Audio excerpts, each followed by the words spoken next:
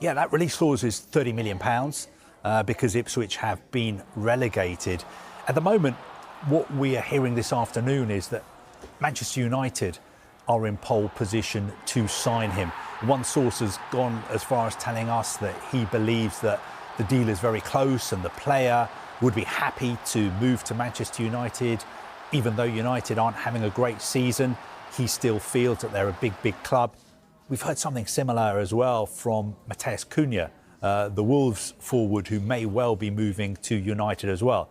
I know looking from the outside in, people may think United are not doing very well. Why would players want to move there? But you've got to remember, Manchester United are still one of the biggest clubs in the world, and a lot of players want to play for them.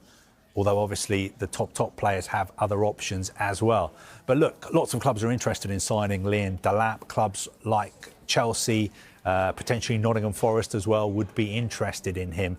But I think it's interesting that United at the moment are in pole position, and we believe that he would be happy to move there.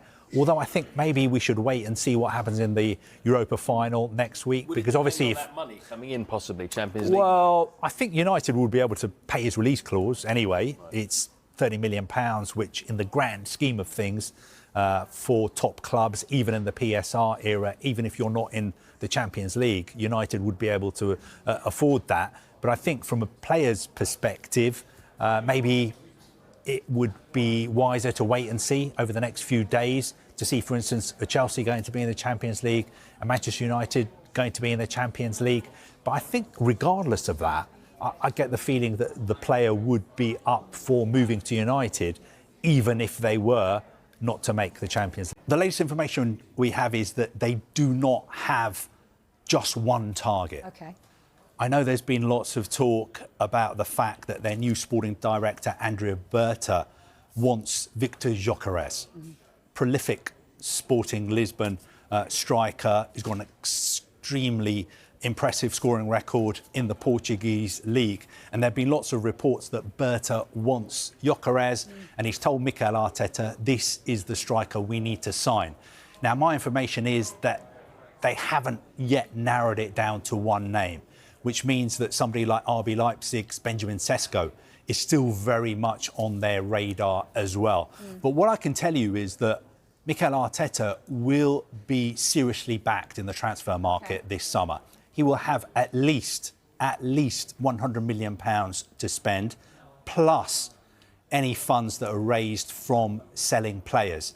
It's important to stress that Arsenal, I think, are in a very healthy position financially. They've got no PSR issues. They realise, obviously, that finishing second is not good enough for their fans. They want to back Mikel Arteta so they can win a major trophy next season. That is why I'm convinced they'll be signing a striker this summer.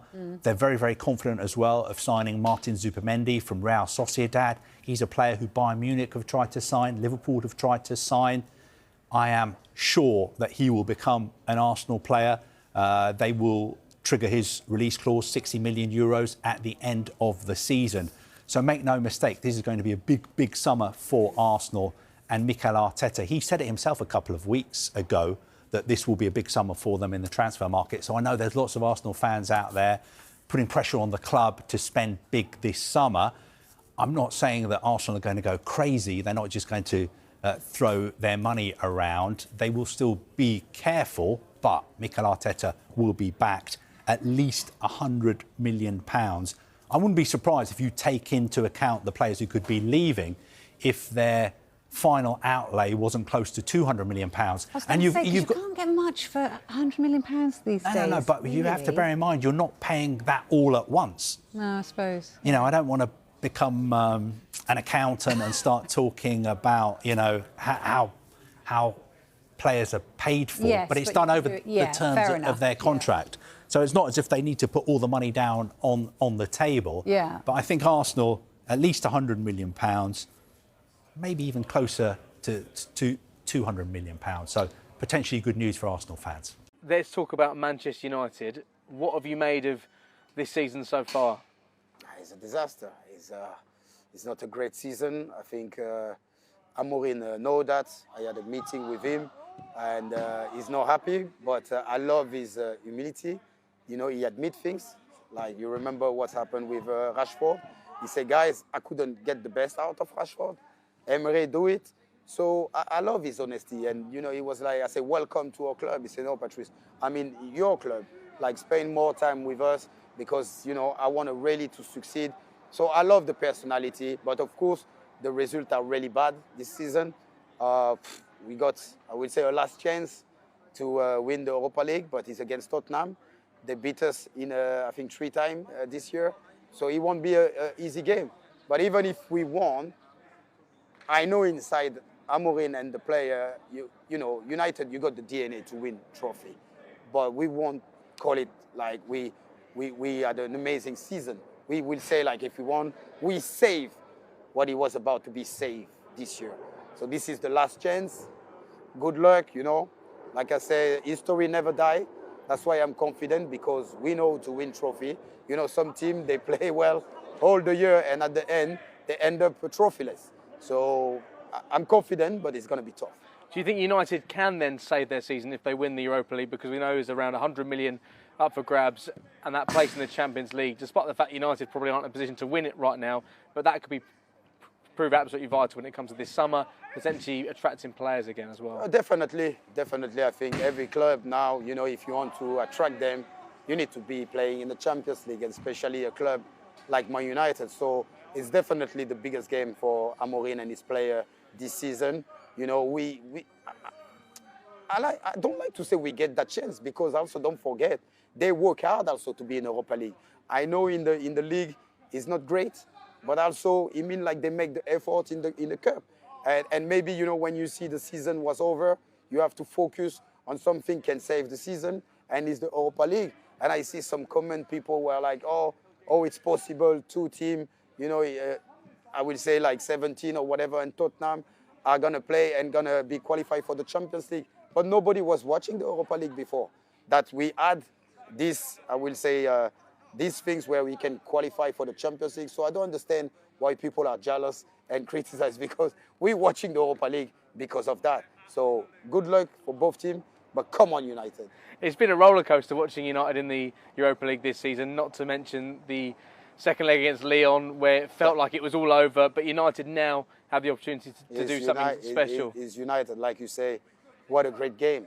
What a great game. And that's why United can have a tough season, and even with Ten Hag, but we still win trophy. And it's no many team can do that, you know. So that's why now this is the biggest chance, the biggest opportunity. Please, guys, make it happen, because this will put like in the right direction the club for the next year, because also Amorim is just his first year. So make sure he's win a trophy for this year, but also he get qualified for the Champions League. Have you seen enough from Ruben Amorim in terms of the small improvements he's made? Clearly he's trying to implement a whole new system at United, that this will be a success. I think all realistic Manchester United fans know that this will be a long process to get the team back to when you were at Manchester United. No, but exactly. But it's a process. It's a process. And, you know, it's his first year. I see a lot of improvement, discipline. I mean, like, the player don't want to run, or doesn't want to, like, you know, die for the badge. He won't play for Man United. And he bring like few players, but they need to adapt. We always give, like, even myself and Vidic, when we arrived, we had 6 months to adapt. So next year, it won't be an excuse, but it will be good if we play the Champions League for next year, because he's going to attract more players. Maybe the player he wanted from the beginning of the season, he couldn't get them. So this is a crucial moment, I think, for the history of the club, because we need to start now. And losing the Europa League, not playing the Champions League, will be tough. And maybe we will be focused on the league, trying to win the league again. But, you know, I'm not living in a dream. Let's see what's going to happen. Let's focus just on the final. Just looking ahead briefly to next season, what do you think Amorim should realistically be looking at? Is it now a top 10 finish, or next season do United need to be qualifying for Europe, whether it's top 7, top 8? It's tough. I think what he's looking for next season is to have a competitive team. You know, we need more defender. We need a proper striker.